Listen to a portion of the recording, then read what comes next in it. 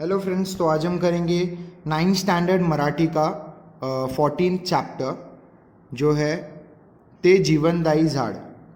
ते जीवनदायी झाड़ मतलब क्या? वो जो लाइफ दे सकता है ऐसा एक ट्री। झाड़ मतलब ट्री, ठीक है। जीवनदायी मतलब क्या? जो लाइफ दे सकता है, ठीक है। ऐसा एक जीवन दे सकता है ऐसा एक झाड़ या फिर ऐसा एक ट्री। अभी वो ट्री कौन सा है, क्या है, ये चैप्टर किस बारे में है, वो सब हम इस चैप्टर में आगे देखेंगे। ये चैप्टर एक स्टोरी है, पर इन अ सेंस ये स्टोरी नहीं है, ये एक एक्सपीरियंस है, एक ग्रीन एक्सपीरियंस है। ग्रीन एक्सपीरियंस क्यों बोल रहा हूँ वो आपको समझ में आएगा बाद में। इसमें एक मतलब एक प्लांट, एक ट्री प्लांट करने से कितने फ़ायदे हो सकते हैं एक ह्यूमन बीइंग को, ये सब बताया है। और हमें क्या क्या परिवर्तन लाना चाहिए हमारे बीच में, वो भी यहाँ पर बताया गया है लेखक के द्वारा, ठीक है। तो इस चैप्टर के जो ये जो पार्ट है, इसके जो लेखक है वो कौन है? भारत सासने, ठीक है। भारत सासने ये इस चैप्टर के लेखक है, इस ह्या धड्याचे लेखक आहेत, ठीक है। इनका जन्म जन्म कब हुआ था? 1951 में इनका जन्म हुआ था, इनका बर्थ हुआ था 1959 में, ठीक है। प्रसिद्ध लेखक, कथाकार, नाटककार, कादंबरीकार, अनर्थ मतलब पहले ये देख लो। प्रसिद्ध लेखक, कथाकार, नाटककार, कादंबरीकार मतलब क्या? ये प्रसिद्ध लेखक है, बहुत ही पॉपुलर लेखक है। कथाकार है, जो स्टोरीज लिखते हैं। नाटककार है, नाटक भी लिखते हैं। कादंबरिया भी लिखते हैं। कादंबरीकार मतलब जो कादंबरिया भी लिखते हैं, ठीक है। आगे अनर्थ, लाल फुलांचे झाड हे कथा संग्रह, मतलब अनर्थ और लाल फुलांचे झाड ये कथा संग्रह उनके बहुत प्रसिद्ध है, वो बहुत लोगों ने पढ़ा है, ठीक है। सर्प, दूर तिथे दूर तेव्हा, रात्र या लघु कादंबऱ्या प्रसिद्ध। ह्या लघु कादंबऱ्या मतलब क्या? जो शॉर्ट नॉवेल्स रहती है, ठीक है। शॉर्ट नॉवेल्स, और कादंबऱ्या मतलब नॉवेल्स, जो बड़े नॉवेल्स रहते हैं वो। और लघु कादंबऱ्या मतलब क्या? शॉर्ट नॉवेल्स जो रहते हैं वो। तो ये उनके प्रसिद्ध है, बहुत ही पॉपुलर है, ठीक है। अभी इस लेसन में क्या बताया गया है, क्या हमें एक्सपीरियंस करवाया गया है, या फिर लेखक का ऑब्जेक्टिव क्या है ये लेसन लिखने का, या फिर ये जो पार्ट है वो लिखने का, लेसन अपना लेखक का ऑब्जेक्टिव क्या है वो यहाँ पर बताया है, ठीक है। फलदायी व जीवनदायी लिंबाचे झाड आणि मानवी जीवन यांची सुंदर सांगड घालण्याचा यशस्वी प्रयत्न प्रयत्न प्रस्तुत पाठात लेखकांनी केला आहे, ठीक है। फलदायी मतलब क्या? जो ट्री फल देता है।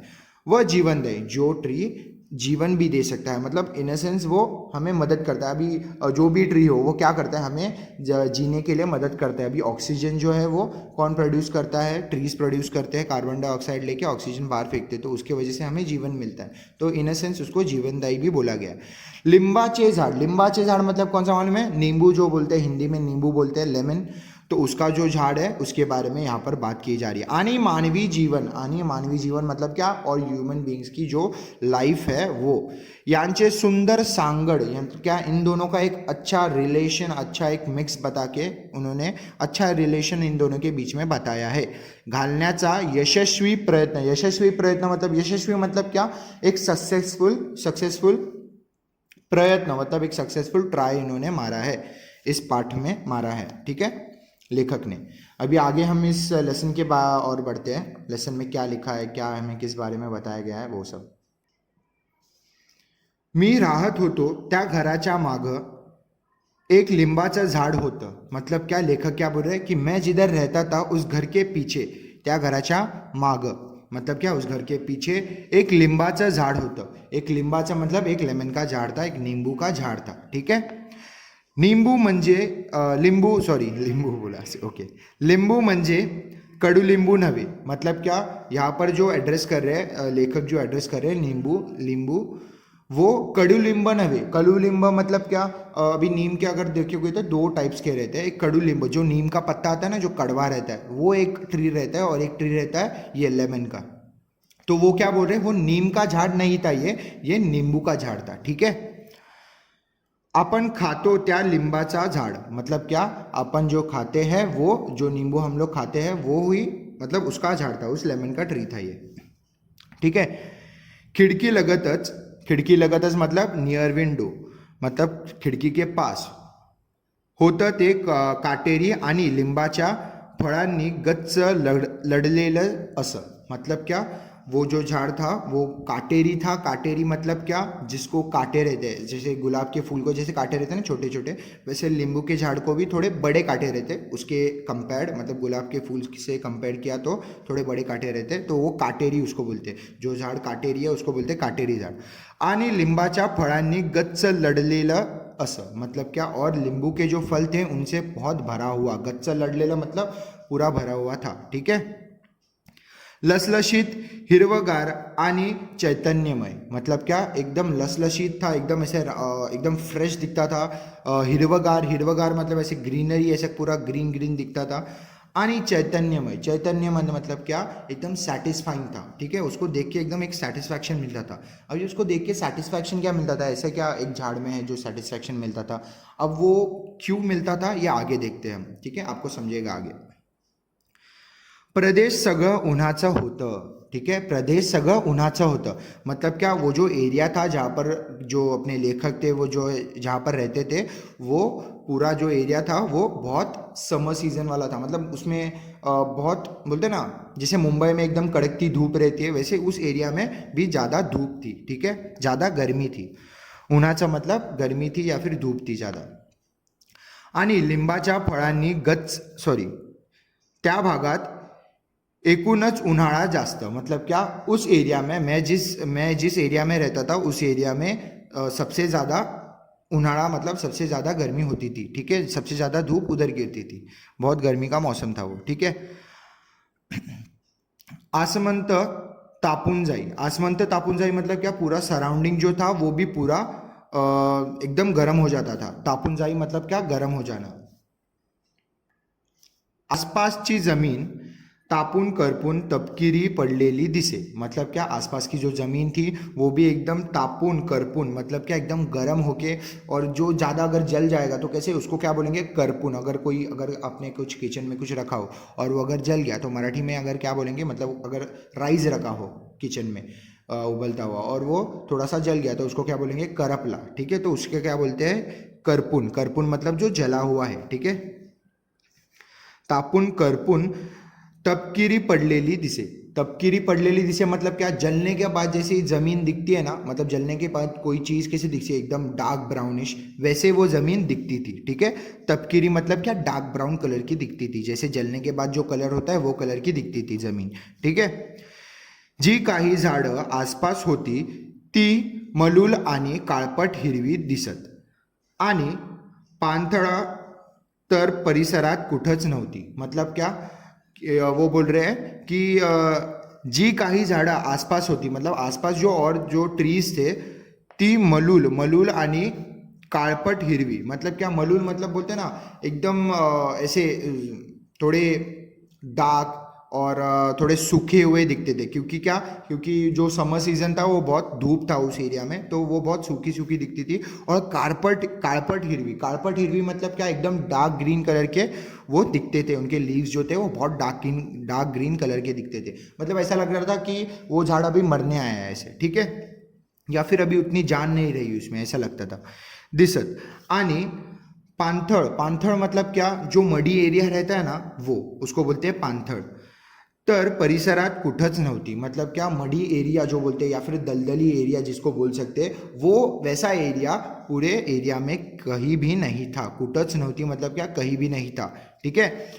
सगळीकडे सूक्ष्म कोरडी जमीन. मतलब क्या, एकदम ड्राई जमीन थी सब जगह पे. क्योंकि वहाँ पर जो उन्हाळा था, जो समर सीजन था या फिर जो समर था वो बहुत तगड़ा था या फिर बहुत गर्मी थी वहाँ पर. ठीक है.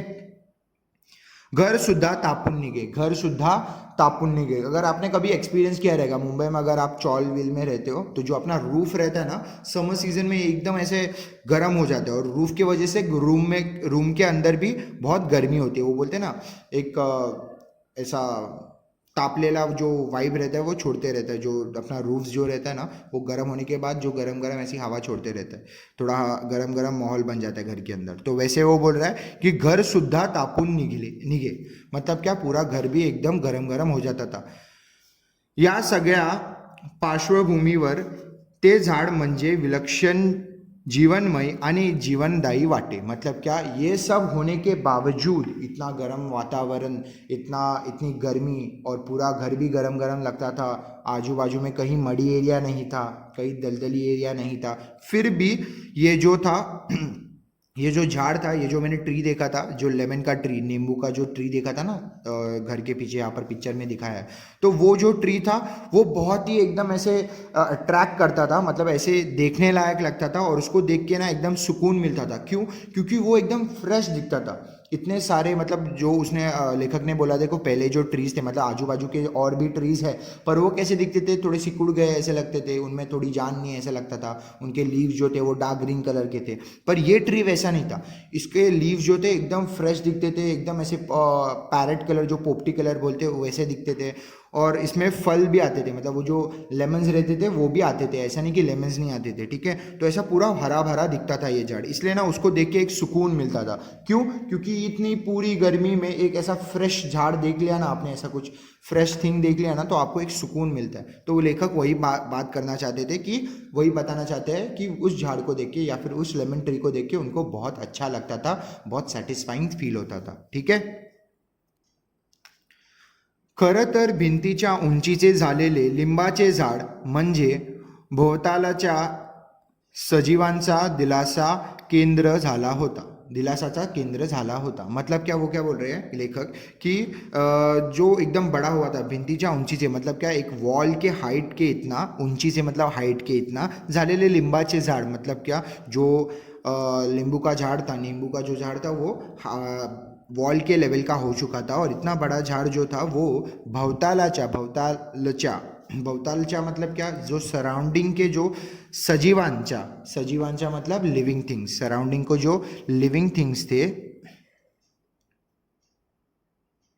ठीक है, सराउंडिंग के जो लिविंग थिंग्स थे उनके लिए एक दिलासा था, उनके लिए एक बोलते ना, एक भरोसा था कि यहाँ पर हम रह सकते हैं, या फिर इनके वहाँ पर हम, मतलब जो ट्रीज़ है, जो एकदम हरा भरा जो नींबू का ट्री है, वहाँ पर हम अच्छे से गुजारा कर सकते हैं। जो भी लोग थे या फिर जो भी जीव थे, जो भी लिविंग थिंग्स थे, जैसे कुत्ता हो या इंसेक्ट्स हो या बर्ड्स हो, उनके लिए एक दिलासा था ये झाड़, ठीक है, एक सपोर्ट था जीने का। केंद्र झाले होते, केंद्र मतलब एक सेंटर बन चुका था सबके लिए, वो एक झाड़ एक पूरा सेंटर बन चुका था जीने मरने का, जीने मरने का नहीं बोल सकते, एक बोलते ना, एक सुकून का एक सेंटर बन चुका था वो झाड़। हे माझ्या लक्षात आलं, मतलब क्या, ये लेखक के ध्यान में आया, इनके लक्षात आलं। त्या झाडाखाली काळी भोर सावली असे, मतलब क्या, उस झाड़ के नीचे काळी भोर सावली, मतलब एकदम ब्लैक डेंस एक शैडो था, मतलब डेंस शैडो रहता था उस झाड़ के नीचे। मतलब वो झाड़ जो था, वो मैंने बोला ना, जैसे हरा भरा था, एकदम भरा हुआ झाड़ था, फलों से भरा हुआ था, जो लीव्स थे वो भी बहुत अच्छे दिखते थे। तो वो जो था ना, वो झाड़ बहुत डेंस था, ठीक है, मतलब बहुत हरा भरा था और ये बहुत डेंस था, उसकी वजह से उसकी जो शैडो गिरती थी वो भी बहुत डेंस थी, एकदम काळी भोर, उसको बोलते हैं काळी भोर, बहुत डेंस जो शैडो रहती है उसको बोलते हैं काळी भोर सावली असे। मोरीचं पानी सगळं त्या झाडाला जाई, मतलब क्या, जो बाथरूम का जो पानी था वो उस झाड़ को जाता था। आप अगर गांव में गए, अगर आपके गांव में ऐसे, मोस्टली सबके गांव में क्या रहता है कि जो घर रहता है उसके साइड में एक ना एक ट्री रहता ही है। तो जो गांव के लोग रहते हैं ना, वो जो पानी जो रहता है ना, जो उनको फेंकना रहता है, वो कभी वेस्ट नहीं करते। वो क्या करते हैं, वो जो पानी रहता है जो फेंकना रहता है, थोड़ा गंदा पानी रहता है जो यूज़ में नहीं हो, तो वो पानी क्या करते हैं वो लोग पेड़ के रूट्स में डालते हैं, या फिर पेड़ को डालते हैं, या प्लांट्स में डालते हैं। और कुछ कुछ लोग तो और अच्छा दिमाग चलाते हैं, और ये अच्छा दिमाग क्या चलाते हैं कि जो बाथरूम का जो बाहर मतलब आउटले है, जो पानी बाहर जाता है बाथरूम से, उसका एक पाइप बना के वो पाइप डायरेक्ट एंड करते हैं कहाँ पर, एक पेड़ के रूट्स में, या फिर एक पेड़ की जगह पर, एक प्लांट के इसमें वो लोग पानी छोड़ते। तो वैसे ही इनके घर का जो बाथरूम था उसका जो पूरा पानी था, वो पूरा पानी कहाँ जाता था, उसके रूट्स में जाता था। किसके रूट्स में? नींबू का जो झाड़ था उसके रूट्स में जाता था, ठीक है। ऐसे हर एक को करना चाहिए। अगर ट्री हो तो अपना जो बाथरूम का जो आउटले है, मतलब जो पानी है, जो पानी बाहर जाता है बाथरूम से, वो उसका एक पाइप बना के जहाँ पर वो झाड़ है वहाँ पर उसका आउटले करना, या फिर उस पाइप को मतलब वो पानी वहाँ तक पहुँचे, ऐसा एक बंदोबस्त करना चाहिए, ठीक है। ये क्रिएटिव थिंग है, ये हमें यहाँ से मालूम पड़ता है, या फिर ये हमें यहाँ से सीखने मिलता है, ठीक है। तो मोरीचं पाणी सगळं त्या झाडाला जाई, मतलब क्या, वो जो बाथरूम का पानी था वो पूरे उस ट्री को मिलता था, त्यामुळे जमिनीत नेमकी तिथंच ओल असे, मतलब क्या, जमीन में नेमकी तिथेच मतलब क्या, एग्जैक्टली जिधर वो पानी गिरता था, जिधर वो प्लांट था, मतलब वो जो ट्री था नींबू का, उधर ही एकदम वेट सॉइल रहती थी। ठीक है, जमीन मतलब क्या, उधर की जो सॉइल थी वो बहुत ओली, ओला, ओला मतलब वेट, बहुत गिल्ली थी, वेट बोलते हैं ओलीला। त्या ओलसर जमिनीत मला काही शंख दिसू लागले, मतलब क्या, वो जो वेट जो सॉइल था उसमें लेखक को शंख दिखने लगे। शंख मतलब पता है ना, जो शंख रहते छोटे छोटे, जो बड़े बजाते वो नहीं, बड़े वाला शंख वो नहीं, छोटे शंख से रहते हैं, और जो शेल्स रहते वो भी। ठीक है, वो दिसू लागले। आज इधर दिसलेला शंख उद्या तिथे दिसे, मतलब क्या, आज इधर दिखा हुआ शंख कल उधर दिखे। उधर मतलब थोड़ी जगह उसकी चेंज हो जाती थी।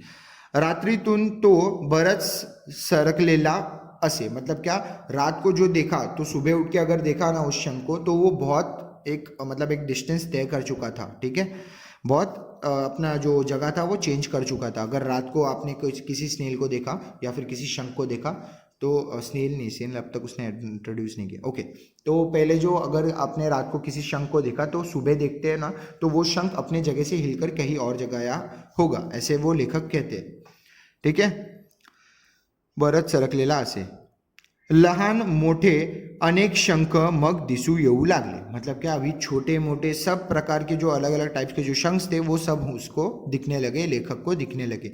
मग लक्षात आलं कि या झाडाखाली गोगलगाईची वस्ती आहे, मतलब क्या, फिर उनके ध्यान में आया कि इस झाड़ के नीचे गोगलगाई की, मतलब स्नेल जो रहते हैं, उनकी वस्ती है। वस्ती मतलब क्या, उनका एक बोल सकते हो, उनका रहने का एक ठिकान बन चुका है, ये एक रहने की प्लेस बन चुकी है ये गोगलगाई के लिए। ठीक है, तो बहुत सारे वहाँ पर गोगलगाई, एक ग्रुप्स में गोगलगाई उधर रहते थे। ठीक है, इतक्या मोठ्या आकाराच्या गोगलगाईंची वस्ती मी प्रथमच पाहत होतो, आणि प्रथमच मी असंही पाहिलं की त्या गोगलगाई शंख पाठीवर घेऊन तर चालतातच, परंतु त्या झाडांवरही चढतात, झाडांवरही चढतात, फांदीवर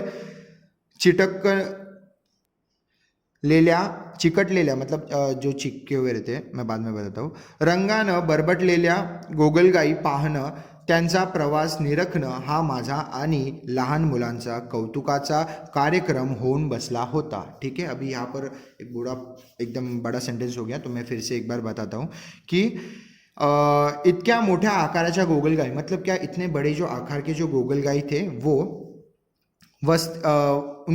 मतलब इतने बड़े जो आकार के जो गोगलगाई थे उनकी वस्ती मैं पहले ही पा रहा था, मतलब फर्स्ट टाइम मैं देख रहा था। प्रथमच मतलब क्या, फर्स्ट टाइम मैं इतने बड़े आकार के गोगलगाई की वस्ती देख रहा था, मतलब उनका जो, मतलब इतने सारे गोगलगाई एक साथ उनकी वस्ती देख रहा था पहली बार में, पाहत होतो। आणि प्रथमच मी असंही पाहिलं, मतलब क्या, और पहली बार मैंने ऐसा भी देखा कि त्या गोगलगाई शंख पाठीवर घेऊन तर चालतातच, मतलब क्या, वो जो गोगलगाई थी वो पूरा जो शंख रहता है, जो बड़ा शंख रहता है, वो अपने पीठ पे रह के चलते ही है, परंतु त्या झाडावरही चढ़तात, मतलब क्या, वो पूरे ट्री के ऊपर भी चढ़ने लगते हैं। फांदीवर चिटक रंगानं बरबटलेल्या गोगलगाई, मतलब क्या, चिकट रंगानं बरबटलेल्या गोगलगाई, मतलब अगर आपने कभी गोगलगाई को देखा होगा तो वो कैसे रहता है, थोड़ा ना उसकी स्किन पे ना थोड़ा ऐसा किसे बोले, चिपचिपानेस रहता है थोड़ा, आपको पता ही होगा अगर आपने कहीं किसी गोगलगाई को देखा रहेगा, तो उसकी जो बॉडी पे ना ऐसा चिपचिपानेस रहता है, तो वो क्या बोल रहा है, वो जैसे चढ़ती थी ना, तो वैसे वो चिपचिपा रंग ऐसे पीछे छोड़ जाती थी पूरे झाड़ पे। ठीक है, बरबटलेल्या मतलब क्या, एकदम पूरा जो चिपचिपाहट थी वो पूरी छोड़ के जाती थी वो पूरे झाड़ पे, बरबटलेली। गोगलगाई पाहणं, त्यांचा प्रवास निरखना मतलब क्या, उनका जो जर्नी था वो देखना, मतलब ये गोगलगाई इधर से इधर जा रही है, वो गोगलगाई उधर से उधर जा रही है, ये ऐसे जा रही है, वो वैसे जा रही है, ऐसे, तो ये सब जो ऑब्जर्व करना, निरखना मतलब क्या, ऑब्जर्व करना, हा माझा आणि लहान मुलांचा कौतुकाचा कार्यक्रम होऊन बसला होता, मतलब क्या, ये जो था ये लेखक का और उनके बच्चों का या छोटे बच्चों का एक क्यूरियोसिटी वाला एक प्रोग्राम बन चुका था। कार्यक्रम मतलब क्या, प्रोग्राम बन चुका था। ठीक है, अभी आगे, लवकरच एक पारव्याची जोडी त्या गर्द हिरव्या आश्चर्यात दिलासा शोधू लागली, मतलब क्या, लवकरच एक मतलब क्या, जल्द ही एक पारव्याची जोडी, पारव्याची मतलब क्या, पिजन, पारवे बोलते हैं, पारवा बोलते हैं पिजन को मराठी में। तो उनकी जो एक कपल था, जोड़ी मतलब क्या, कपल, उनका जो पिजन्स का एक कपल था, त्या गर्द हिरव्या आश्चर्यात मतलब क्या, उस ट्री में वो लोग दिलासा ढूंढने आए। दिलासा मतलब क्या, एक रहने की जगह या एक रेस्ट, आराम करने की जगह या रहने की जगह वो लोग ढूंढने आए उस जगह पे, ठीक है, उस झाड पे इधर।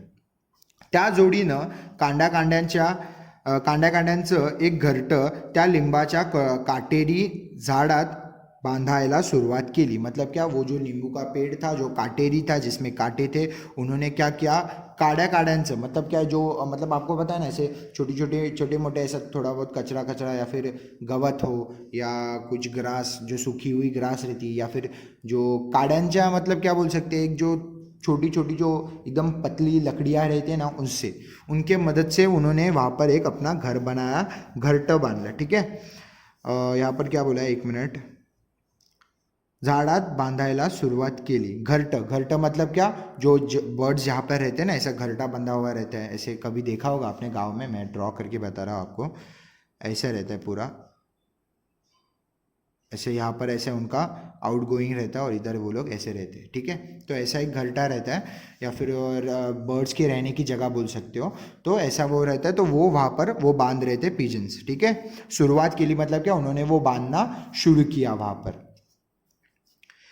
खिडकीतून किंवा दारातून हळूच पाहिलं की गुंजांच्या डोळ्यांची लुकलुकत्या नजरेची पारवी दृष्टीस पड़े। मतलब क्या, वो क्या बोल रहे हैं कि खिड़कीतून, अगर खिड़की से देखा तो, खिड़की से या फिर दरवाजे से हमने देखा तो, मतलब पीछे के दरवाजे से हमने देखा तो, हळूच पाहिलं की, हळूच पाहिलं मतलब बोलते ना ऐसा चोरी छुपे देखना या फिर ऐसे एक स्लाइडली देखना, ठीक है, कि गुंजांच्या डोळ्यांची मतलब क्या, जो छोटे, जो ऐसा बोलते हैं ना, नाजुक बोल सकते हैं, स्मॉल ऐसा बोल भी सकते हैं, मतलब आपके सिंपल मीनिंग लिखने के लिए मैंने यहाँ पर स्मॉल लिखा है, पर आप उसको बोल सकते हैं एक नाजुक, बोलते हैं ना, एक नाजुक छोटा सा ऐसा जो आँखें रहती है, उनको बोलते हैं गुंजांच्या डोळ्यांची। मतलब क्या, एक नाजुक जो छोटे आँख रहते हैं उनकी।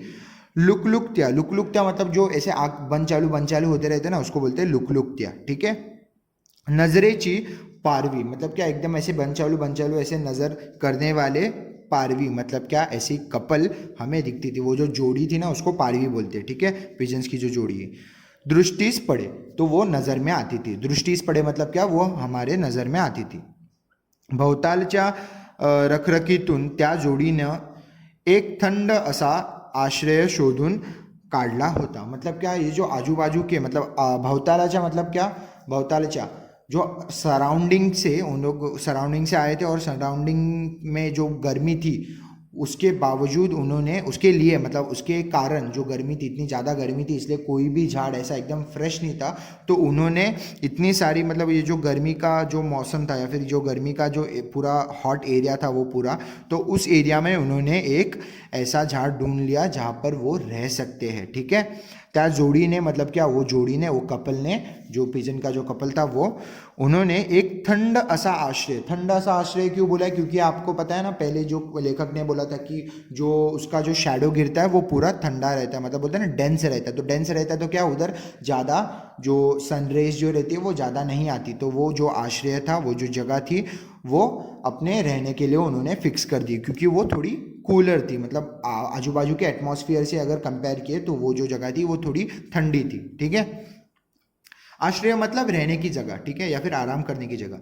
शोधून काढलं होतं मतलब क्या, उन्होंने ये ढूंढ के निकाला था, ये जो जगह थी वो उन्होंने ढूंढ के निकाली थी। माझा मुलगा तिथं वारंवार जाऊन पाही म्हणून मग ते जोडपं हळूहळू दिसेनासं झालं। मतलब क्या, मेरा जो लड़का था, लेखक बोलते कि मेरा जो लड़का था वो बार बार जाके वहाँ पर झाँकता था कि वो घरटा क्या कर रहा है, उस घरटे में कौन है, या उस घरटे में मतलब वो कबूतर को ऐसे देखते रहता था। तो उनके वजह से ना वो मतलब वो बोल रहे, कवि बोल रहे, लेखक बोल रहे कि मेरा जो बेटा था वो देखता था, उस वजह से वो जो कपल था पिजन्स का, वो फिर से कभी दिखा नहीं, ठीक है। आपने अब बहुत ऐसे नोटिस किया रहेगा कि आपके इधर अगर कोई बर्ड आया और आप उसको देख रहे हो ना बार बार, तो वो उड़ जाएगा। ठीक है। अगर आप उसको इग्नोर कर रहे हो ना तो वो वही रहेगा। तो अगर आपके एक टिप है कि अगर आपके यहाँ पर अगर किसी विलेज में आप जाओ तो विलेज के इधर तो रहता ही है, घर के आसपास कोई ना कोई पिजन का घर या फिर किसी चिमनी का घर, तो ऐसे जो घर रहते हैं वो उस पर ज़्यादा ध्यान नहीं देने का। ज़्यादा मतलब बोलते हैं ना कि किसी किसी को कुछ कुछ लोग बोलते हैं कि देख देख देख वो देख वैसा है, वो देख वैसा है, तो उन लोगों को थोड़ा मतलब बर्ड जो रहते हैं वो ऐसा कुछ किया ऐसे उसको उनको कुछ इनसिक्योरिटी फील हुई तो वो लोग वहाँ से निकल जाते हैं, कोई और बसेरा ढूंढ लेते हैं। तो ऐसा होता है। तो इसलिए वो क्या बोल रहा है कि मेरा जो लड़का था वो बार बार देखता था उनको, इसलिए वो जो कपल था वो गायब हो गया, बाद में दिखने नहीं लगा हमें। ठीक है, आगे।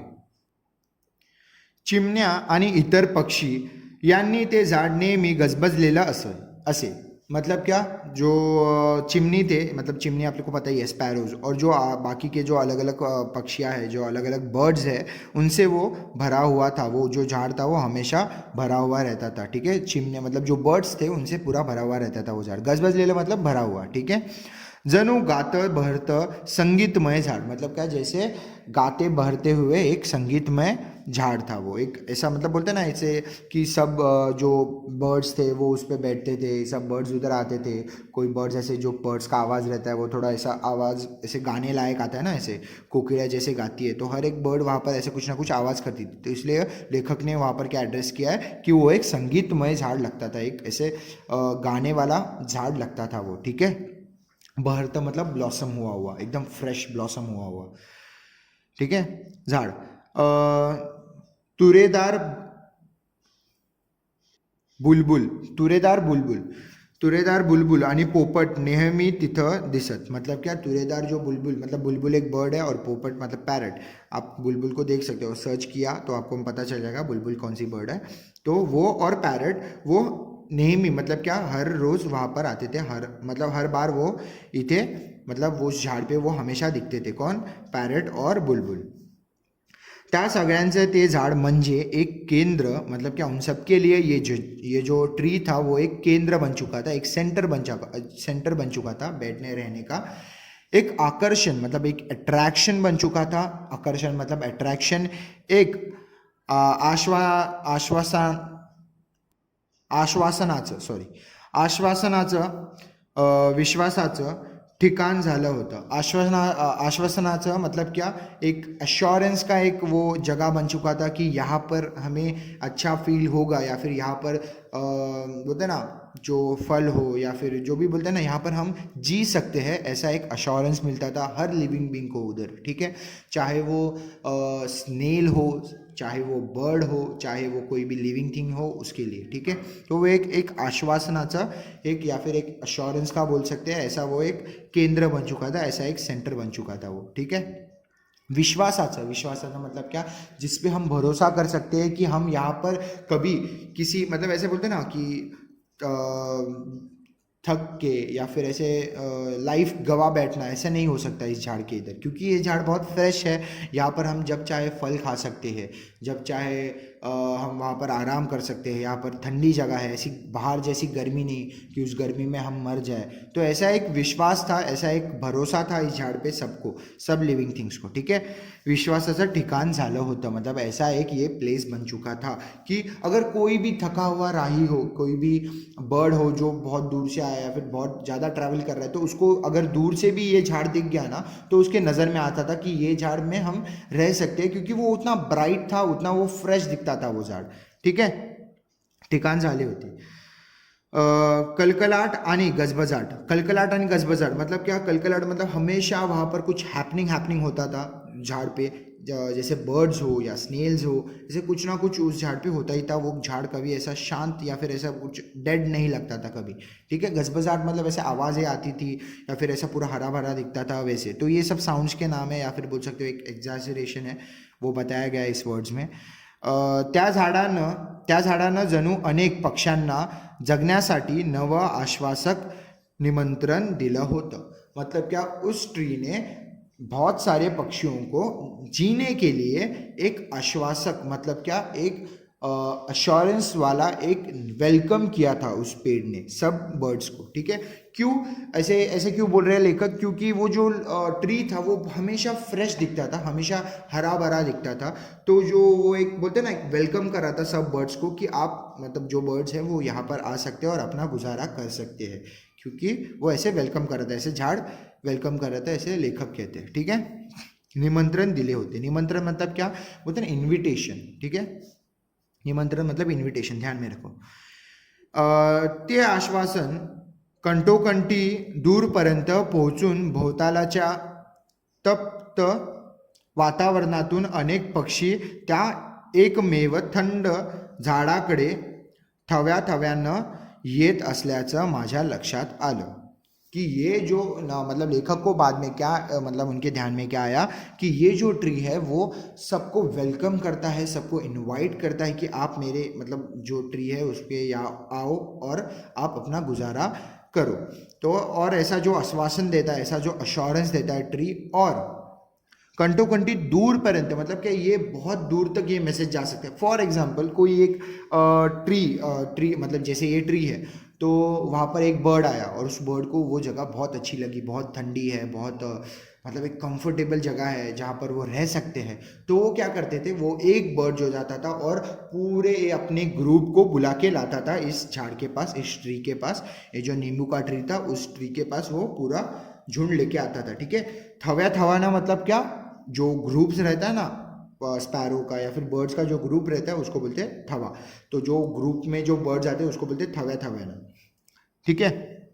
तो भवतालचा मतलब सराउंडिंग का, तप्त, तप्त मतलब जो गर्म हुई, जो एटमॉस्फेयर, जो गर्म एटमॉस्फेयर है उसके अंदर अनेक पक्षी त्या एकमेव थंड झाडाकडे, एकमेव थंड झाडाकडे मतलब क्या, वो अकेला ही झाड़ था जो ठंडा था। तो उस झाड़ के वहाँ पर वो सारे अनेक मतलब बहुत सारे पक्षी वहाँ पर आते थे और आके चले जाते थे, या फिर कुछ कुछ लोग वहाँ पर रहते भी थे, ठीक है।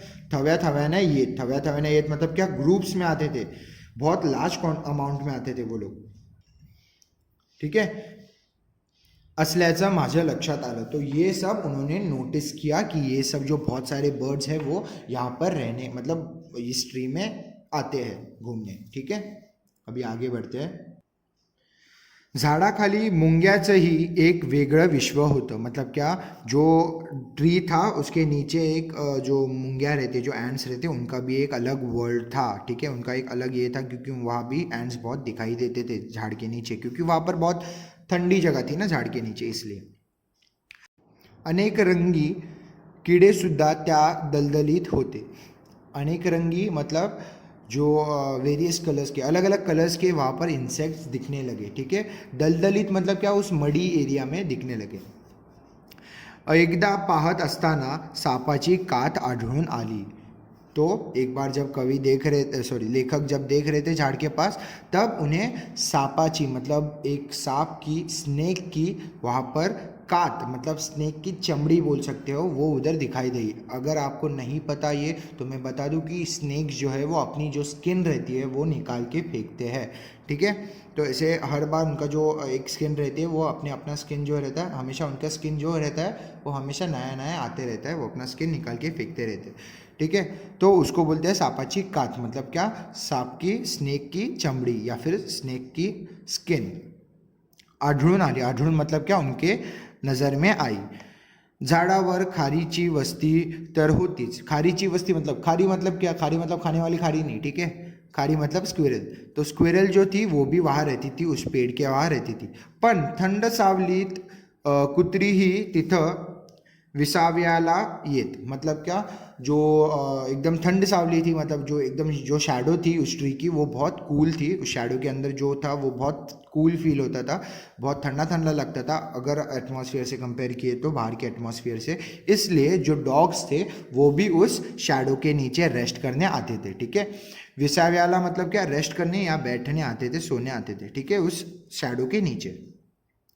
फुलांपासून ते फळांपर्यंतचा सगळा जीवन प्रवास त्या झाडाचा मला पाहायला मिळाला नाही। मतलब जो फूल से लेके मतलब फ्लावर्स से लेके फलों का जो जर्नी था वो मुझे पूरा देखने नहीं मिला उस पेड़ का, पर आगे फूलों मतलब आपको पता है ना, पहले जो झाड़ रहता है नींबू का उसमें पहले फ्लावर्स आते हैं, फिर फ्लावर्स के बाद फ्रूट्स आते हैं, ठीक है। तो इसलिए वो क्या बोल रहा है कि फ्लावर्स से लेके जो फ्रूट्स का जो जर्नी था वो मुझे नहीं, मैं पूरा नहीं देख पाया, मला पाहायला मिळाला नाही, परंतु फिर भी परंतु शेवटचा बहरात शेवटच्या बहरात फुलं लागलेली पाहिली। मतलब क्या, लास्ट का जो ब्लॉसम रहता है, एंड में जो ब्लॉसम आता है, जो बहर आता है फूलों को, वो मैंने देखा। ही फुलं चिमुकली मंद गोड वासाची आणि अद्भुत फळदार आणि अद्भुत फळदार आश्वासन घेऊन आलेली असत। मतलब वहाँ पर कवि बोल रहे कि ये जो फूल थे वो बहुत ही छोटी, चिमुकले मतलब बहुत ही छोटे, मंद गोड वासाची मतलब एकदम ऐसे एडिक्ट करने वाला ऐसा एक सुगंध था उसका, एक स्मेल था उन फ्लावर्स का, वासाची आणि अद्भुत फळदार आश्वासन घेऊन आलेली असत। अभी आपको पता है, अभी अगर ट्री को, जो नींबू का ट्री रहता है उसको अगर अच्छे फूल आएंगे या फिर अच्छे फ्लावर्स आएंगे उस पर, बहुत जितने ज़्यादा फ्लावर्स आएंगे उतने ज़्यादा लेमन्स आएंगे, उतने ज़्यादा नींबू आएंगे उस पर। तो वो क्या बोल रहा है लेखक कि अच्छे फलों का ये एक अश्योरेंस देते हुए ये फ्लावर्स ब्लॉसम कर रही थी, कि अगर मतलब ये जो फ्लावर्स जो ब्लॉसम किए उनसे हमें ये अश्योर्ड मिलता है या फिर ये अश्योरेंस मिलता है कि आगे जो फ्रूट्स आएंगे वो भी बहुत सारे आएंगे और बहुत अच्छे आएंगे और उनका स्मेल भी बहुत अच्छा रहेगा। इसका ये फ्लावर्स जो है वो अश्योरेंस देती है। आश्वासन मतलब अश्योरेंस, ठीक है। किधर थे, नहीं, हाँ, परंतु शेवट, ओके, हाँ, आश्वासन घेऊन आलेली असत। फुलांमुळं लवकरच त्या झाडाभोवती पंखधारी चिमुकल्या पऱ्या उडू लागल्या।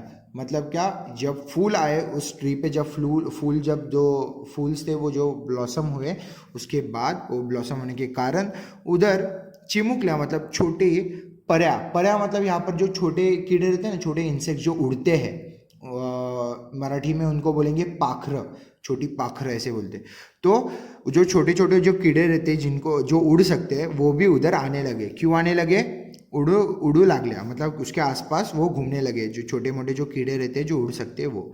अभी उनमें से कौन थे, एक दो तीन जो उनके नाम बताए इधर, फूलपाखरं मतलब बटरफ्लाई आणि रंगीत उड़ते कीटक। रंगीत उड़ते कीटक मतलब क्या, एक कलरफुल ऐसे जो अलग अलग कलर के ऐसे इंसेक्ट्स थे। अभी आपने अगर कभी गांव में गए होंगे ना, तो मैं अगर गांव में कुछ हेट करता हूँ या फिर मुझे कुछ गांव में नहीं पसंद है, तो वो क्या है कि गांव में बहुत कीड़े होते हैं, ठीक है।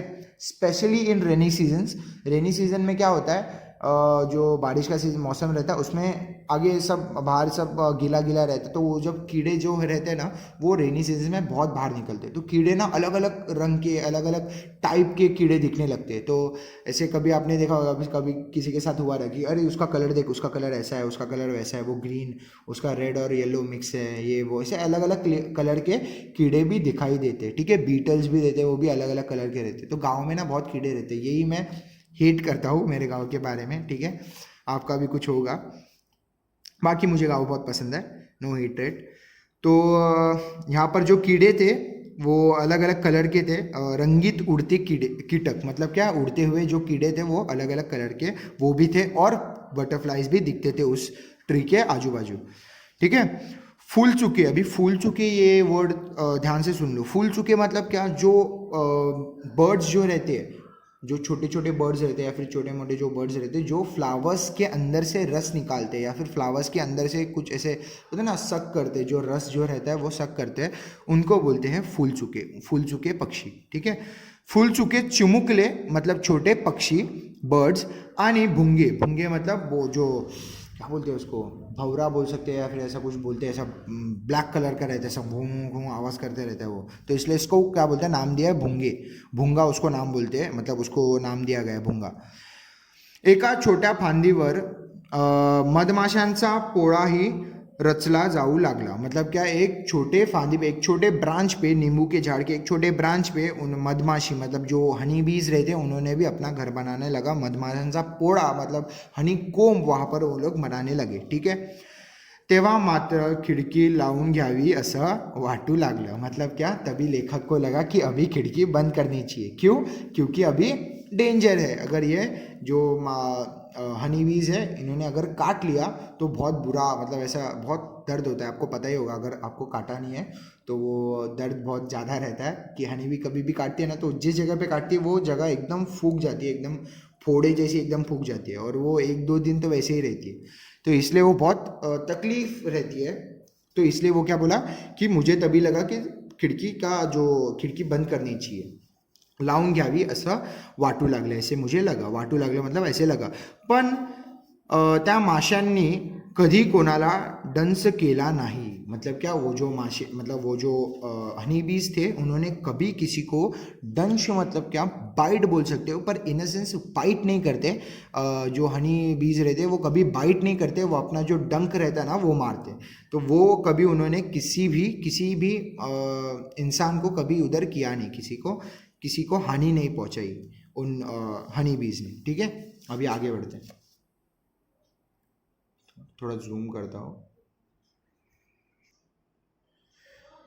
सजीवांसाठी मतलब लिविंग थिंग्स के लिए मैं पहले भी बोल चुका हूँ. सजीवांसाठी जीवनदायी केंद्र मतलब एक लाईफ देने वाला सेंटर अशी त्या लिंबाच्या झाडाची व्याख्या झाल्याचं माझ्या लक्षात आलं. पण इतकंच नव्हे तर माणसंही त्या झाडाकडे आकर्षित होत होती. अभी यहाँ पर लेखक क्या बोल रहे हैं कि ये लिविंग थिंग्स के लिए एक सेंटर बन चुका था, एक जीने का एक मार्ग बन चुका था, एक सेंटर बन चुका था. त्या लिंबाच्या झाडाची व्याख्या मतलब ऐसे वो पहचाना जा सकता था कि जीवनदायी, मतलब एक जीवनदायी झाड़ हो चुका था वो.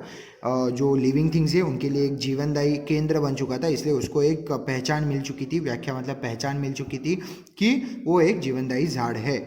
झालेलं माझ्या लक्षात आलं. उनके नोटिस में आया, ये उनके ध्यान में आया कि ये जो झाड़ है वो बहुत इंपॉर्टेंट बन चुका है सबके लिए, हर लिविंग बीइंग के लिए, यहाँ पर रहते हुए हर लिविंग बीइंग के लिए.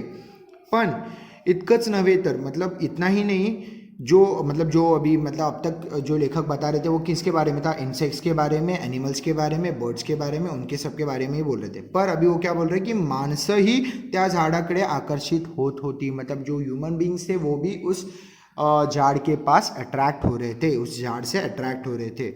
आकर्षित मतलब अट्रैक्ट होना.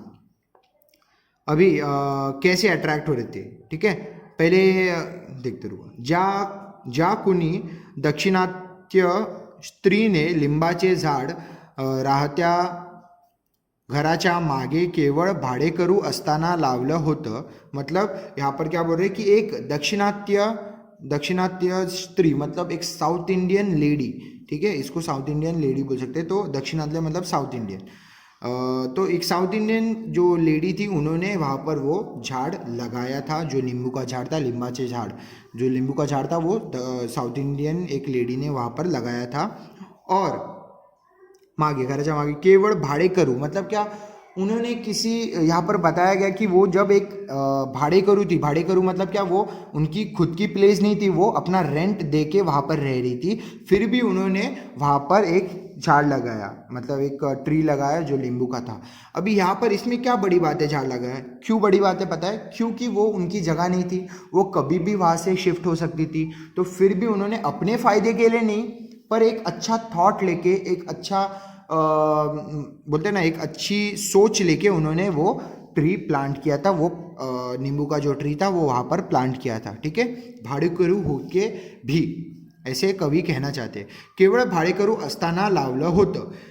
तिनं त्या झाडाला कुंपण घातलं नव्हतं. तिने त्या झाडाला कुंपण घातलं नव्हतं. कुंपण मतलब बोलते ना, एक आपको पता होगा कि अगर एक झाड़ अगर आप प्लांट कर रहे हो तो उसके ना आजू बाजू एक कुंपण लगाते हैं ताकि वो झाड़ सिक्योर रहे. या कभी कभी कुछ लोग ना कुंपण ही नहीं तो और भी कुछ लोग ना क्या करते हैं कि कोई भी झाड़ रहेगा ना तो उसके आजू बाजू ऐसे एक सिक्योरिटी वाला ये लगा देते हैं, क्या बोलते हैं, जाली बोल सकते हैं उसको. तो जब चाहिए तब वो लोग ही उधर जाएंगे और वो जाली खोलेंगे और जो चाहिए वो ले लेंगे. ऐसे कुछ लोग करते हैं, ऐसे बहुत सारे लोग करते हैं. ऐसा कुछ ये नहीं है, इसमें इशू नहीं है. पर उन्होंने वहाँ पर ऐसा कुछ नहीं किया था. ना ही मतलब एनिमल से बचाने के लिए भी वहाँ पर लगाया जाता है, वो भी उन्होंने नहीं लगाया था. क्यों? क्योंकि वो सबको वो चाहती थी, वो जो साउथ इंडियन जो स्त्री थी या फिर साउथ इंडियन जो लेडी थी वो चाहती थी कि सबको ये एडवांटेज मिले इस पेड़ का सबको फायदा हो, ऐसा वो चाहती थी। ठीक है, किधर गए, एक मिनिट, कुंपण घातली नव्हती. मुक्त मोकळं झाड, मुक्त मोकळं झाड मतलब एकदम फ्री था वो झाड. तिनं जणू कडूपणाच्या आणि कंजूशीचा मर्यादा घातलेल्या नव्हत्या. मतलब क्या, उन्होंने कडूपणाचा मतलब होता ना ऐसे कुचकटपना या एकदम बुरा बर्ताव ऐसे ना करते हुए, ना ही कंजूसी रखते हुए उन्होंने वो झाड़ प्लांट किया था. मतलब कुछ कुछ लोग क्या रहते हैं कि ये झाड़ मैंने प्लांट किया है तो ये इसके जो फल आएंगे वो भी मैं ही खाऊंगा या मैं किसी को लेने नहीं दूंगा. ऐसे गांव में बहुत होता है. अभी किसी के गांव में अगर आप देखोगे तो किसी का आम का अगर पेड़ रहेगा और आपने उससे आम तोड़ा तो वो लोग आते हैं डंडा लेके कि क्यों मेरे आम क्यों तोड़ रहा है, ये वो. इसे पिक्चर्स में भी दिखाया जाता है. पर ये जो साउथ इंडियन लेडी थी उसके मन में ऐसा कुछ नहीं था. उसका कहना क्या था कि जो भी चाहे वो उसका लाभ उठाए, जो झाड़ था, जो ट्री था, उसका लाभ उठाए. उसने कहीं कंजूसी नहीं की थी. ठीक है, कंजूसी की भावना नहीं थी उसमें. आसपासची लोक येत लिंबाची फळं मुक्तपणे घेऊन जात. फळं कधी कमी पडली नव्हती. ठीक है, मुक्तपणे घेऊन जात. अभी आसपास के जो लोग थे, जो नेबर्स थे, वो भी आते थे उधर, नींबू लेके जाते थे, नींबू तोड़ के लेके जाते थे खुद के यूज़ के लिए. पर फळं कधी कमी पडली नहीं. पण क्या हुआ, जो मतलब बहुत सारे लोग आते थे आजू बाजू के और वो नींबू लेके जाते थे, फिर भी कभी नींबू की कमी नहीं पड़ी. वो जो नींबू था वो कभी कम नहीं पड़ा. हर बार उस झाड़ पे नींबू लगते ही रहते थे. ठीक है, कभी नींबू की कमी नहीं सहनी पड़ी किसी को. फळांनी लगडलेले मतलब क्या, फलों से भरा हुआ लगडलेले ते झाड दृष्ट लागण्यासारखं. मतलब क्या, वो जो फलों से भरा हुआ वो झाड़ था वो नज़र लगने जैसा था. वो झाड़ जो था वो बहुत नज़र लगने जैसा था. ऐसे बोलते हैं ना, कुछ कोई अच्छा दिखता तो बोलते हैं ना तुझे नज़र ना लगे. इसलिए क्यों बोलते हैं, क्योंकि उसको नज़र लग सकती है. क्योंकि वो जो झाड़ था वो बहुत अच्छा दिखता था, बहुत फ्रेश दिखता था और हमेशा फल देता था, कभी कमी नहीं करता था फलों की. तो इसलिए वो एक नज़र लगने लायक ऐसा एक झाड़ था. ठीक है, दृष्ट लागण्यासारखं. समृद्धीची भावना जागवणारं आणि जीवनदायी होतं सगळ्यांसाठीच. तो लेखक क्या बोल रहे हैं यहाँ पर कि वो जो झाड़ था, वो जो पेड़ था, वो एक प्रॉस्पेरिटी, ठीक है, प्रॉस्पेरिटी की भावना, मैं बोल रहा हूँ आपको कि समृद्धि मतलब प्रॉस्पेरिटी की ऐसी भावना देने वाला कि कुछ कमी नहीं था मतलब उस झाड़ में कोई कमी नहीं थी. आपको भी कुछ लेना हो या फिर आपको भी कुछ करना हो तो कभी किसी चीज़ की कमी नहीं होती थी उस झाड़ की वजह से. ठीक है, तो वो एक प्रॉस्पेरिटी का एक भावना लाता था, एक फीलिंग लाता था प्रॉस्पेरिटी की. जगवणारा आणि जीवनदायी होता. मतलब क्या, जीवन देने वाला, ऐसे वो झाड़ को नाम पड़ा था और वो ऐसा लगता था सगळ्यांसाठी, सबके लिए ही, मनुष्य के लिए भी और सारे इंसेक्ट्स, बर्ड्स, एनिमल्स, सबके लिए. ठीक है, अभी आगे. म्हणजे असं की माणसं, पशु पक्षी, कीटक, साप, कुत्री आणि खारी, गोगलगाई अशा सगळ्यांनाच ते आकर्षून घेत असे. तो ये सब जो है वो उन्होंने आगे पीछे सब बताया, सबके नाम लिए यहाँ पर. जो ह्यूमन बींग्स है, पशु पक्षी, एनिमल्स एंड बर्ड्स, कीटक मतलब जो अपना इंसेक्ट्स है, सांप, स्नेक, कुतरा, डॉग्स, खारी, स्क्विरल, गोगलगाय, स्नेल, ऐसे बहुत सारे लोगों का वो एक अट्रैक्शन पॉइंट बन चुका था. ठीक है, अट्रॅक्शन पॉइंट बन चुका था. भोवतालच्या काहिलीतलं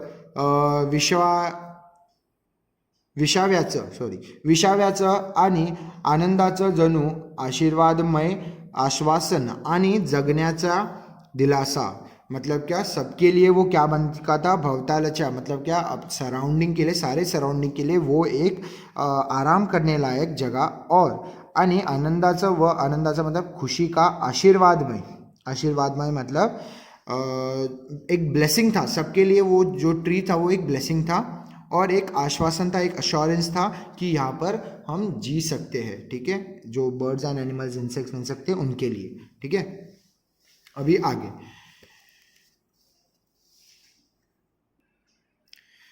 इतकं महत्त्व त्या झाडाला आलेलं पाहून मी चकित होऊन गेलो होतो. ज्या घराची हकीकत मी सांगतो आहे ती एक जोड इमारत होती. मतलब क्या वो बोल रहे हैं कि लेखक जो बोल रहे हैं कि इतना इम्पोर्टेंस मिल चुका था, इतना महत्व, मतलब क्या इतना इम्पोर्टेंस उस झाड़ को मिल चुका था कि मैं खुद सरप्राइज हो चुका था। चकित मतलब सरप्राइज, मैं खुद सरप्राइज हो चुका था, इतना उसको इम्पोर्टेंस मिल चुका था, उस ट्री को इम्पोर्टेंस मिल चुका था। ठीक है। ज्या घराची हकीकत मी सांगत होतो, सांगतो आहे, मतलब जिस घर की मैं कहानी बता रहा हूँ या फिर जिस घर की मैं हकीकत बता रहा हूँ, ट्रू स्टोरी जो बता रहा हूँ मैं, ती एक जोड़ इमारत होती। तो वो एक एक बोलते ना ऐसे जुड़ी हुई इमारत थी। जोड़ इमारत मतलब एक बोलते ना साइड बाय साइड जो रूम्स रहते हैं वो मिले हुए रहते हैं। आगे बढ़ते हैं। ट्विन ब्लॉक, ट्विन ब्लॉक मतलब पता है ना, ऐसे दो ब्लॉक सेम साइज के दो ब्लॉक्स ऐसे जुड़े हुए हैं, तो उसके लिए वो उन्होंने बोला है कि वो एक जोड़ इमारत थी, बिल्डिंग थी, एक जॉइंट बिल्डिंग थी वो। ठीक है। शेजारी जे राहत होते त्यांच्या परसदारी, परसदारी मतलब जो घर के बाहर का जो एरिया रहता है, मतलब अभी ये दरवाज़ा है, दरवाजे के बाहर अगर जो भी एरिया रहता है बैठने का या कुछ करने का, तो वो एरिया को बोलते हैं परसदार मराठी में।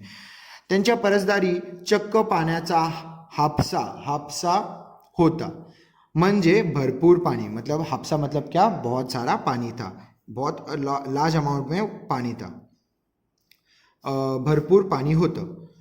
मात्र अंगणात आणि परसदारात गवताची काडीही नव्हती।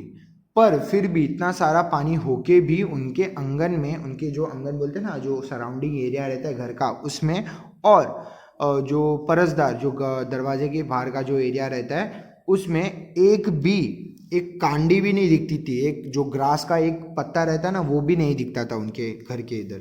ठीक है, ऐसा वो बोल रहे। उनके पास पानी होके भी, लार्ज क्वांटिटी में पानी होके भी उनके घर में, उनके घर के बाहर एक भी ग्रास का कुछ ये नहीं दिखता था, एक भी ग्रास की कांडी नहीं दिखती थी, या फिर एक ग्रास का लीव नहीं दिखता था, लीव नहीं बोल सकते, सॉरी, ग्रास नहीं दिखता था। ठीक है, किधर, हाँ, काडीही नव्हती। माणसं उदास, दुर्मुखलेली, त्रस्त वाटत, मतलब क्या, जो उधर के रहने वाले जो लोग थे, उनके नेबर्स के जो रहने वाले लोग थे वो बहुत उदास दिखते थे। दुर्मुखलेले मतलब क्या, एकदम सड़ा हुआ चेहरा लेके आते थे, या फिर सड़ा हुआ चेहरा लगता था उनका, हमेशा कुछ दुख, कुछ गलत हुआ है उनके साथ, ऐसा लगता था। फिर त्रस्त, त्रस्त मतलब स्ट्रेस लगता था उनके चेहरे पे, ऐसे वो दिखते थे। ठीक है। त्या घरातील स्त्री नेहमी दागिने, त्या घरातील स्त्री नेहमी दागिने घालून बसे, मतलब उनकी उस घर की जो लेडीज़ थी, स्त्री मतलब जो लेडीज़ लोग थे, वो हमेशा ज्वेलरी पहन के रहते थे, दागिने मतलब ज्वेलरी पहन के रहते थे, घालून बसे। परंतु पाणी आणि जमीन मुबलक असतानाही त्यांनी हिरवा आनंद पसरवण्याचा प्रयत्न कधी केला नाही। मतलब वो क्या बोल रहे कि इतनी बड़ी, मतलब इतना अमाउंट में ज़मीन होके और इतनी अमाउंट में पानी होके भी उन्होंने कभी कभी भी एक ट्री प्लांट करने का सोचा नहीं। ठीक है, वहाँ पर वो बोल रहे ना कि मुबलक किधर गई, एक मिनट, हाँ, मुबलक असतानाही त्यांनी हिरवा आनंद, हिरवा आनंद मतलब क्या, एक ग्रीन एन्जॉयमेंट। ग्रीन एन्जॉयमेंट क्यों बोला गया है, क्योंकि एक प्लांट लगाने का और उसका जो अलग मज़ा होता है कि प्लांट लगाने के बाद उसको ग्रो होते देखना, और उसको मतलब एक देख के जो सुकून मिलता है, वो जो एन्जॉयमेंट रहता है वो उन्होंने कभी एक्सपीरियंस नहीं किया, ऐसे लेखक बोल रहे हैं। ठीक है। आनंद पसरवण्याचा प्रयत्न नहीं किया, आनंद खुद ही नहीं, मतलब खुद ही एन्जॉयमेंट नहीं करना, प्लस उन्होंने खुद तो एन्जॉयमेंट किया ही नहीं, खुद तो मज़े लिए ही नहीं उस ट्री के, या फिर कुछ प्लांट करके ट्री का मज़े नहीं लिए, या ना ही उन्होंने बाकियों को लाभदायी हो या फिर बाकियों के लिए बोलते ना प्रॉफिटेबल हो ये ट्री, ऐसा भी उन्होंने कभी सोचा नहीं। ठीक है, परंतु कधी केले नाही, प्रयत्न कधी केले नाही, मतलब कभी उन्होंने ट्राई नहीं किया। मला वाटतं झाड लावणं ते जगवणं, त्याद्वारे दूरवर आनंदाचे आणि आश्वासनाचे संगीतमय संदेश पसरवणं आणि सर्व सजीवांचे आशीर्वाद घेणं ही एक प्रवृत्तीच असावी लागते। ठीक है, मतलब वो क्या बोल रहा है कि मुझे लगता है कि कोई भी झाड़ लगाना, लावना मतलब प्लांट करना, ते जगवणं मतलब उसको ग्रो करवाना, त्याद्वारे दूरवर आनंदाचे आणि आश्वासनाचे संगीतमय संदेश पसरवणं, मतलब सब जगह पे, मतलब दूर दूर तक वो जो बर्ड्स से जो मैसेज जाते हैं या फिर इंसेक्ट्स से जो मैसेजेस जाते हैं वो वैसा संदेश पहुंचाना कि यहाँ पर आओ, यहाँ पर तुम अपना बसेरा बना सकते हो या फिर यहाँ पर तुम रह सकते हो। ये जो उनके लिए भी लाभदायी है या फिर उनके लिए भी बोलते हैं ना एक जीवनमयी एक अपॉर्चुनिटी है, एक लाइफ गिविंग अपॉर्चुनिटी है। तो वो जो है अपॉर्चुनिटी वो देने के लिए या फिर एक ट्री प्लांट करने के लिए कहा गया, एक मिनट, आणि सर्व सजीवांचे आशीर्वाद, मतलब सबका ब्लेसिंग्स लेने, जो भी उस ट्री के यहाँ पर आए तो उनका ब्लेसिंग्स लेने, सब जो लिविंग थिंग्स है उनका ब्लेसिंग्स लेना, उसके लिए हमें एक टेंडेंसी होनी चाहिए। प्रवृत्ति मतलब टेंडेंसी, एक चाह होनी चाहिए, एक इच्छा होनी चाहिए कि हमें कुछ अच्छा काम करना है, उसको बोलते हैं टेंडेंसी। ठीक है, तो प्रवृत्ति होनी चाहिए ऐसा काम करने के लिए, किसी के ब्लेसिंग्स लेने के लिए और झाड़ प्लांट करने के लिए एक टेंडेंसी होनी चाहिए, एक प्रवृत्ति होनी चाहिए कि हमें वो प्लांट करना है ताकि सबको उसका लाभ मिले। ठीक है, जो माणूस एखादा झाड जगवतो तो निसर्गात एक हिरवा चमत्कार रुजवत असतो। अभी जो भी आदमी, लेखक कहते हैं जो भी आदमी कोई भी प्लांट, एक प्लांट रुजवतो मतलब ग्रो करता है, एक प्लांट को ग्रो करवाता है, तो वो एक ग्रीन चमत्कार, एक ग्रीन चमत्कार बोल सकते हैं, मतलब एक ग्रीन चमत्कार बोलाता है, एक मतलब एक ग्रीन एन्जॉयमेंट, एक बोलते हैं ना एक ट्री को देख के जो सेटिस्फैक्शन मिलता है वो हमेशा बढ़ाता है वो आदमी जो भी प्लांट करता है ट्रीज को। ठीक है, वो हे लिंबाचं झाड बघा ना, अभी ये जो नींबू का झाड़ है वही देखो, मतलब लेखक बोल रहे कि यही एक एग्जाम्पल ले लो इस लेमन ट्री का।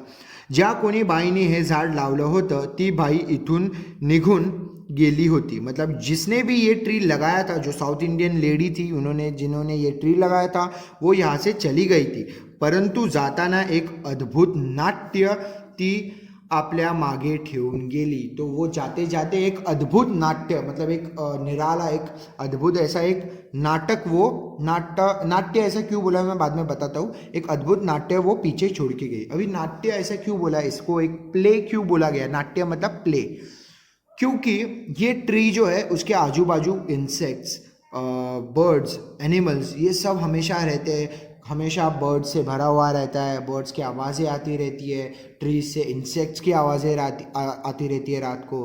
तो ऐसा जो है तो ये एक प्ले हो चुका है। ठीक है, मतलब उनके लिए एक प्रोग्राम बन चुका है, उनके लिए एक एंटरटेनमेंट या फिर बोल सकते हैं एक सुकून का, एक सेटिस्फैक्शन देने वाला, एक ऐसा एक क्यूरियोसिटी वाला एक प्रोग्राम बन चुका है लेखक के लिए और उनके बच्चों के लिए। पीछे भी बताया था लेखक ने कि वो जो स्नेल चलते हैं वो एक मेरे लिए एक प्रोग्राम बन चुका था, एक कार्यक्रम बन चुका था। तो यहाँ पर वो बोलना चाहते हैं कि वो जो लेडी थी साउथ इंडियन, वो जो छोड़ के गई पीछे ये ट्री, वो हमारे लिए एक नाट्य है, अद्भुत नाट्य, मतलब क्या, एक बहुत ही बोलते हैं ना एकदम अच्छा, बहुत ही सबसे अच्छा एक नाट्य एक्सपीरियंस है, बहुत ही अच्छा एक्सपीरियंस है। ठेवून गेली, एक अच्छा एक्सपिरियन्स वो पीछे छोड़ के गई। दरवर्षी दर ऋतू त्या झाडाच्या अनुषंगानं एक उत्सव साजरा होत असणार। तो वो क्या बोल रहे हैं कि ये जो है एक सीज़न, जैसे दर वर्षी हर साल, दर ऋतु मतलब हर सीज़न में त्या झाडाच्या अनुषंगानं, मतलब उस ट्री के वजह से, उस ट्री के खातिर या फिर उसके वजह से एक उत्सव साजरा होत असणार। एक ऐसा फेस्टिवल, उत्सव मतलब क्या, एक फेस्टिवल साजरा मतलब एक फेस्टिवल मनाया जाता होगा हर ऋतु और हर सीजन में, हर सीजन में और हर ईयर में। ठीक है, ऐसा क्यों वो आगे बताएंगे। ठीक है, होत असणार, फुलं येत असणार, घमघमाट दरवळत असणार आणि मग एक अख्ख्या फलोत्सव, आणि मग एक अख्ख्या फलोत्सव, मतलब वो क्या बोल रहा है कि फर्स्ट क्या होगा, पहले तो जो मतलब कैसे उत्सव साजरा होगा, पहले तो फूल आएंगे, जो फ्लावर्स है वो आएंगे, फिर उनका घमघमाट दरवड़त असणार। घमघमाट मतलब स्मेल जो घूम जाता है ना हर जगह पे, उसको बोलते हैं घमघमाट। ठीक है, जो स्मेल घूमता है हर जगह पे उसको बोलते हैं घमघमाट। तो उसका जो घमघमाट है वो भी हर जगह पे मतलब हर जगह पे फैल जाएगा। और आणि मग एक अख्ख्या, एक अख्या फलोत्सव मतलब एक बहुत बड़ा एक फलोत्सव हुआ रहेगा। मतलब क्या, फ्लावर्स पहले आएंगे, फ्लावर्स के बाद स्मेल आएगा उनका, एक अच्छा एक गोड स्मेल आएगा उनका, एक स्वीट स्मेल आएगा, और स्वीट स्मेल के बाद वो फ्लावर्स का एक उत्सव हो जाएगा या फिर फ्लावर्स का एक फेस्टिवल आएगा। भर भर के फ्लावर्स बोल रहा हूँ, सॉरी, फ्रूट्स का फेस्टिवल आएगा, भर भर के फ्रूट्स मिलेंगे। ठीक है, फलोत्सव मतलब क्या, फ्रूट्स का फेस्टिवल। फळांचं लगडणं मतलब क्या, एकदम भर भर के फ्रूट्स एक ही जगह पे ऐसे भर भर के फ्रूट्स आने लगेंगे।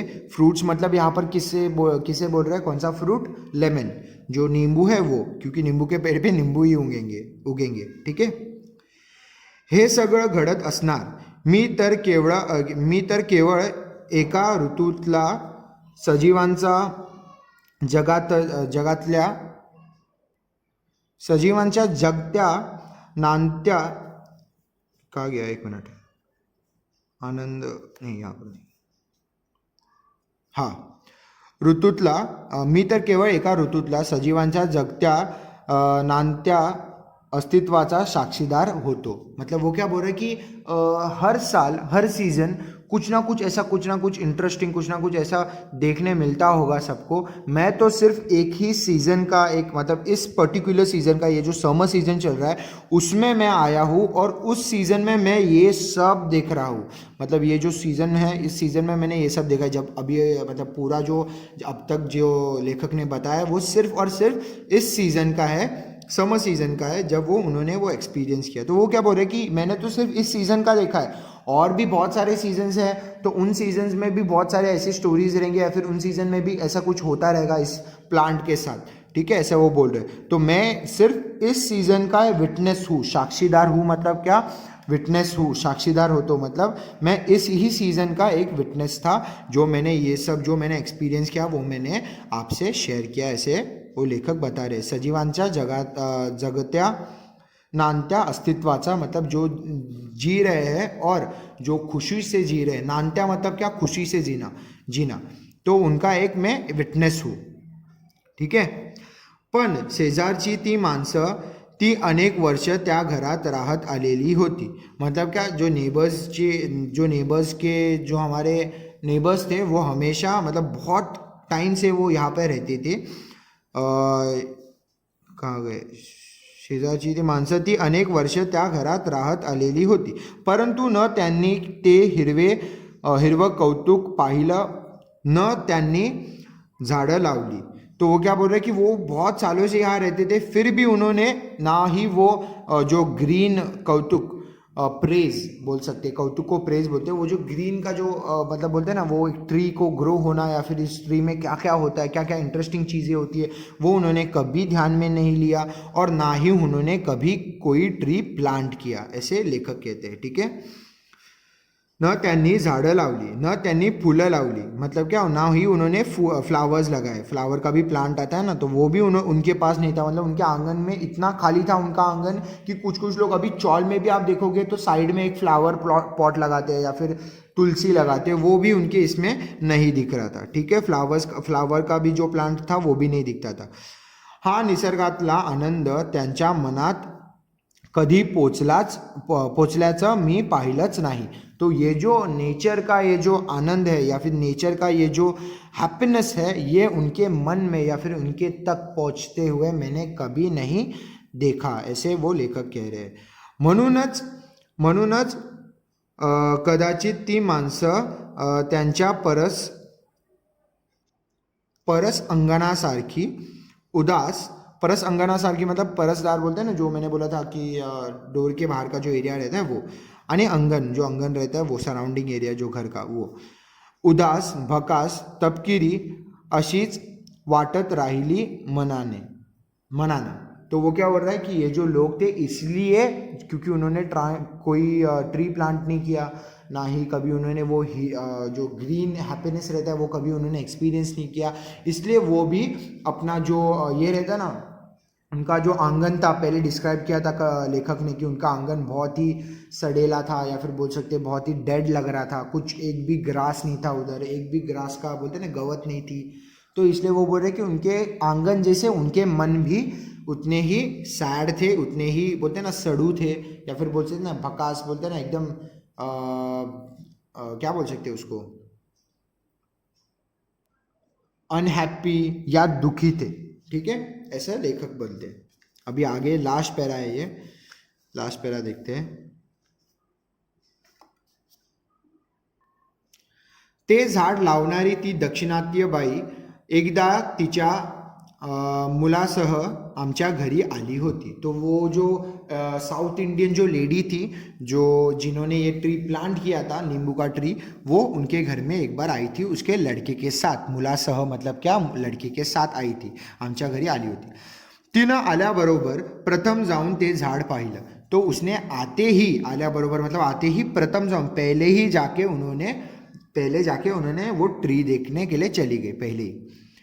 तीसरा तो हड़वेपना, हड़वेपना मतलब उसका जो एक प्यार दिखा, जो उसका ट्री के प्रति जो प्यार दिखा, नींबू के ट्री के प्रति जो प्यार दिखा, वो मला सृजनीय संबंधित वाटला।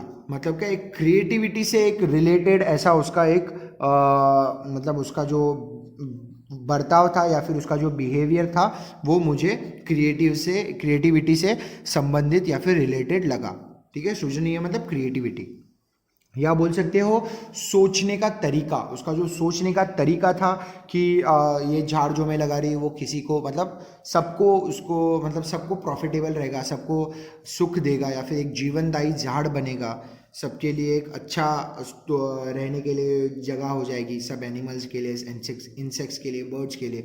तो वो जो उसकी सोच थी ना, वो बहुत ही अच्छी थी, ऐसा लेखक कह रहे हैं। मला वाटतं सृजनाशी, नवनिर्माणाशी, निर्मितीशी मन जोडलेलं असेल तर ते ताजं राहतं। तो वो क्या बोलते हैं लेखक की सृजनाशी मतलब क्रिएटिविटी से, नवनिर्माणाशी मतलब न्यू इन्वेंशन या फिर बोल सकते हैं प्रोडक्टिविटी, और निर्मितीशी मतलब कुछ करने की चाह, कुछ क्रिएट करने की चाह, उससे जुड़ा हुआ मन हमेशा ताज़ा रहता है, हमेशा फ्रेश रहता है, ऐसा कवि कहते हैं, ठीक है, ताजं राहतं। झाडांना फुलवण सॉरी झाडांना फुलवणं, रुजवणं आणि हिरवा संदेश आणि त्यांचा हिरवा संदेश दूरवर पोचवणं, यातून मन सृजनात्मक आणि आनंदी निर्मितीक्षम होत असावं। तो वो क्या बोलते हैं लेखक, क्या बोलते हैं कि किसी भी ट्री को फुलवणं, फुलवणं मतलब उसको ग्रो करवाना, मतलब या फिर प्लांट करवाना, रुजवणं मतलब उसको ग्रो करवाना, त्यांचा हिरवा संदेश मतलब उनका जो ग्रीन संदेश है, उनका जो ग्रीन मैसेज है, वो दूर तक पहुंचाना, दूरवर पहुंचवणं, यातून मन सृजनात्मक मतलब क्या, यहाँ से अपना जो मन है वो क्रिएटिविटी सोचने मतलब ऐसा एक अच्छी सोच लाने वाला आणि आनंदी निर्मितीक्षम होत असावं। तो ऐसा कुछ नया क्रिएट करने लायक या फिर एक प्रोडक्टिव ऐसा अपना मन हो जाता है कि कुछ लोगों के लिए या फिर जीव जंतुओं के लिए करना चाहिए, ऐसा अपना मन दिखाई पड़ता है, ऐसे लेखक बोलते हैं, ठीक है। एक मागं ठेवलेलं फळदार झाड किती जीवनांना जगवतं, आनंद देतं, जीवन देतं, आश्वासन आणि आशीर्वाद देतं, हे पाहिलं की मन थक्क होतं। तो वो क्या बोल रहे हैं कि एक ऐसा फलदार, एक मागर ठेवलेलं मतलब जो पीछे छोड़ा हुआ, मतलब वो जो साउथ इंडियन जो लेडी थी उसने इस झाड़ को पीछे रखा था, मतलब उस घर के उधर रखा था। तो वो जो झाड़ था वो फलदार झाड़, फलदार झाड़ मतलब क्या, जो जिसको फ्रूट्स ज़्यादा लगते हैं, ठीक है, वो जो लेमन्स थे वो उसको बहुत ज़्यादा लगते थे। तो वो जो फलदार झाड़ था किती जीवनांना जगवतं मतलब कितने सारे लाइफ्स को वो एक सहारा देता है और एक उनको बोलते हैं ना एक लाइफ जीने के लिए अपॉर्चुनिटी देता है, और लॉन्ग लाइफ जीने के लिए अपॉर्चुनिटी देता है, आनंद देता है मतलब हैप्पीनेस देता है, जीवन देता है मतलब लाइफ देता है, आश्वासन मतलब अश्योरेंस देता है कि आप यहाँ पर सुरक्षित हो सकते हो, या मतलब आप यहाँ पर रह सकते हो, यहाँ पर एक सुकून मिलेगा आपको, ऐसा एक अश्योरेंस देता है, और ब्लेसिंग देता है, ठीक है। हे पाहिलं की मन थक्क होतं मतलब ये देखा तो मन बहुत अच्छा मतलब मन को बहुत सुकून मिलता है, बहुत अच्छा लगता है। हे मर्म ज्यांनी जानलं, ये जो सीक्रेट है, मर्म मतलब क्या, ये जो सीक्रेट है किसी ने जान लिया, ते मला वाटतं आणि राहतात आनंदी राहतात, सॉरी ते मला वाटतं आनंदी राहतात. तो जिनको ये सीक्रेट पता चल जाता है या फिर जिन्होंने ये सीक्रेट जान लिया, ये जो ट्रीज़ का जो सीक्रेट है ट्री प्लांट करने का, जिन्होंने ये सीक्रेट जान लिया, ये मर्म जान लिया, तो वो लोग हमेशा आनंदी रहेंगे, हमेशा हॅपी रहेंगे, ऐसा लेखक कहते हैं. जे नुसते भौतिक गोष्टीचा ध्यास घेतात. भौतिक गोष्टीचा ध्यास मतलब क्या? भौतिक मतलब मटेरियलिस्टिक, जैसे सोना हो, चांदी हो, हीरे हो, मोती, जवाहर, जो भी है, तो वो सब जो मटेरियलिस्टिक जिसको भूख रहती है उसकी ध्यास रहती है, मतलब जो सोना चांदी के पीछे जो भागता है और जो सोना चांदी को ही कमाने में जो ज़्यादा कॉन्सन्ट्रेट करता है, उनको दागिने लेऊन बसतात.